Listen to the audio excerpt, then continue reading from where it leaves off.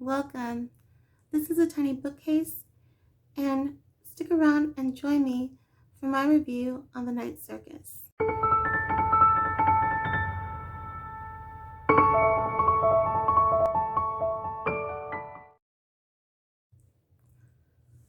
Hi, welcome back if you're new to my channel. Today I am doing my review on the Night Circus. I recently read this for a read-a-thon that I am doing, and I will leave a link up here for a video talking about the HHN Read-A-Thon that my daughter created. I read The Night Circus for one of the prompts, which is one of the icons, Jack the Clown, and the prompt was clown or circus theme, and I had never read The Night Circus, so I thought I would read it since it fit the prompt perfectly. I was a little nervous because I didn't know a lot about it. I had heard a lot about it when I first started watching BookTube, and I saw a lot of YouTubers who read the book and were recommending it and really liked it.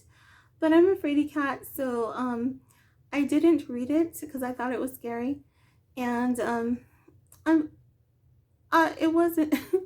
I was quite surprised that it really wasn't. There were a couple subjects that were a little I'm a little like don't really like to dive into, but ultimately it wasn't scary. I had a fine time reading it, and so if you're a scaredy cat like me and don't like scary stories, I don't think you'd have any trouble with this book. I found it very interesting. I really liked it. I think I gave it 5 stars on Goodreads. This is fantasy, but it's also historical fiction, and I read a lot of historical fiction. So The Night Circus, if you've not read the book, is about a mysterious circus that just happens to show up in a town, and it's only open at night. So it opens at night and it's open till dawn, and it's really curious. People really are drawn to this circus, and then out of nowhere it packs up and moves on, and shows up in another town. It travels all over the place. This story revolves around the two main characters are Celine Bowen, I believe her name is, and Marco Alistair, I think is his name. These two young people are thrust into a competition. So this is a competition, a magical competition, and they're thrust into this competition by their Celine is thrust into this competition by her father, and Margot is recruited by his mentor. Margot pretty much had a choice about this competition because he was recruited for it, but Celine pretty much was just pushed into it at a very young age. She was quite young. I can't remember how old she was, but she was a young girl when she ended up being pushed into this competition by her father. And her father is magical, and he has this these competitions have taken place in the past between Celine's father, the Prospero, my memory escapes me because I read this a few weeks ago. Prospero, oh my goodness. Prospero the Enchanter. So Prospero the Enchanter is actually Celine's father, and his name is Hector Bowen, but he goes by Prospero the Enchanter, and he is an illusionist, I think they refer to him as, and he has a magic show, but he actually is doing magic, and people just don't understand that that's what they're seeing. They think that they're just seeing tricks like other magicians do, but he is actually performing magic before their eyes and unbeknownst to his audience. And he realizes that a daughter that he did not know about has received this gift as well, and so he for several years has these challenges in the past with his mentor and colleague. I believe his name is Alexander. I don't remember his whole name. And this time around, he feels that he can win this challenge.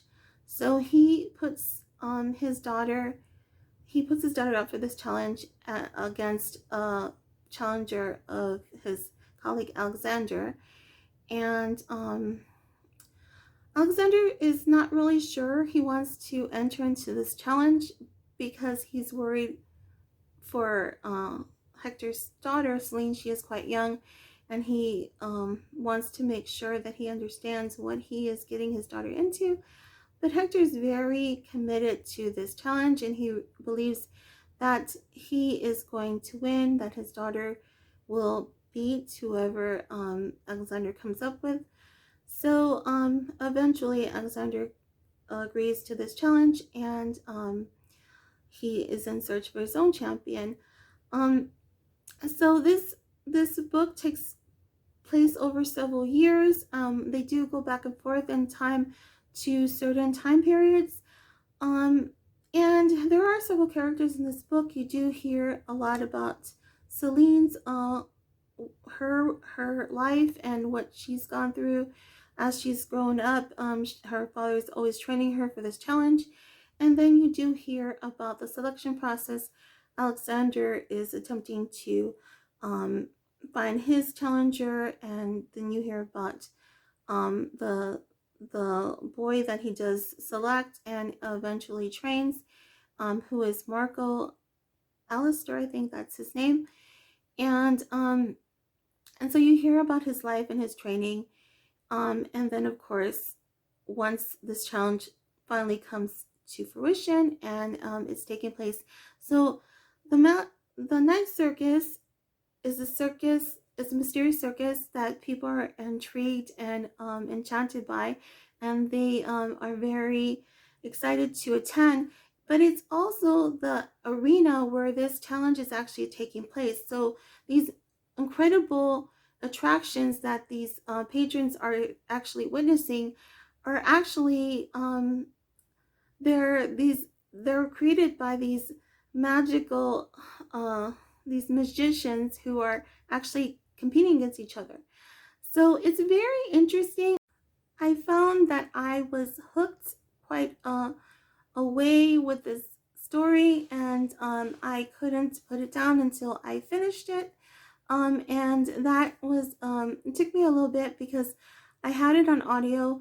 My library had both audio and the e-reader, but I finished this on audio, and I did have some hard time finishing it because I kept dozing off, to be honest. I would get relaxed and into the story, and then I would fall asleep. Not because I was very into this book. I just got too relaxed and I would doze off. So it took me a little longer to finish it, but I got really hooked to this story, and I couldn't put it down until I was done. There are a couple of secondary characters, and you do hear a little bit about them. And to be honest, they were some of my favorite characters actually, and that is Poppet and Widget Murray. They are they're twins, brother and sister, who were born the night the first showing of the night circus, the first time that night circus actually appeared for its first performance. They were born that night, and because of the magical spells that are being cast in this arena and this battle between these two magicians, they actually have their own magical powers and abilities. So you hear about their story and about their abilities, and there is an outsider named Bailey who is thrust into their story, and you hear about Bailey and how he is drawn to the circus and how he comes to meet Poppet and Widget, and how their friendship is formed. So I really like that storyline as well.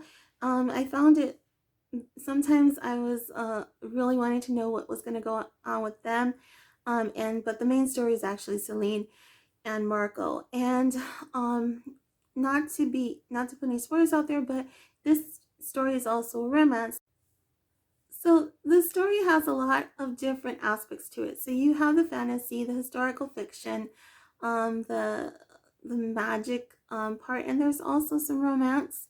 And I really like this book. I don't know, maybe because it is historical fiction, I was drawn to it a little bit more. This is, I think, the first fantasy story I've read this year. I think maybe the Jane Austen project might fall under the fantasy category. I'm not sure, but because that maybe could it had to do with time travel, but it was also historical fiction. So there's always that. I seem to be drawn to historical fiction genre a lot. I read that a lot. And I wasn't expecting the Night Circus to be historical fiction. I didn't know it took place. I believe it takes place. It starts off in the late 1800s, 1880s, and then goes into the early 1900s.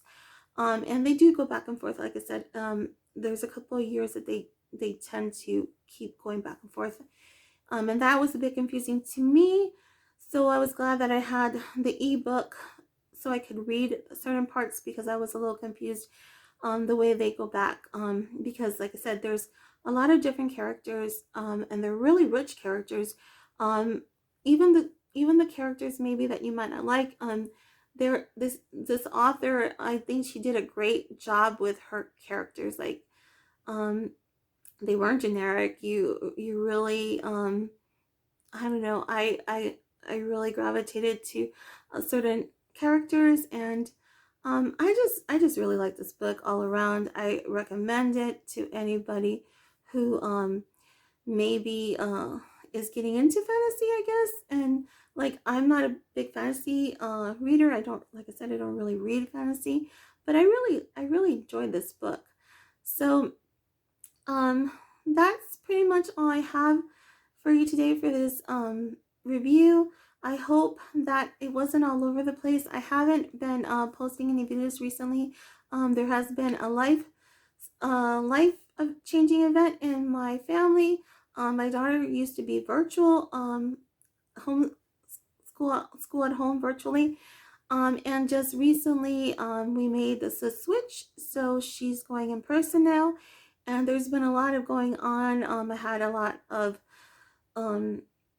paperwork to get through, and just a lot of things that I had to get ready for her to make this move back to in-person instruction. So I really haven't been making any that many videos, or actually haven't been filming at all.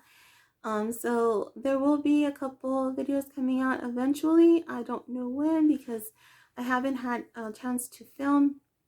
And there's also a video that me and my daughter are going to collaborate on. That is for the read-a-thon that she created. But we just need to find a time for her and I to film, because now that she's in person, she's a little bit more busy. She has other commitments as well, and it's just a little difficult to film at the moment. So hopefully that will come out soon, before the end of this month, because the read-a-thon is the HHN Read-a-Thon, the Halloween Horror Nights Read-a-Thon. And she created it, like I said, and it takes place. We're doing this all this month of November, and I think there is a group. We did create a group on Goodreads, so if you're interested, you can check that out, and I will leave the link to that in the description box below. But until next time, I hope you enjoyed this video, and I will see you again soon in the next one. But until then, take care. God bless. See you soon. Bye.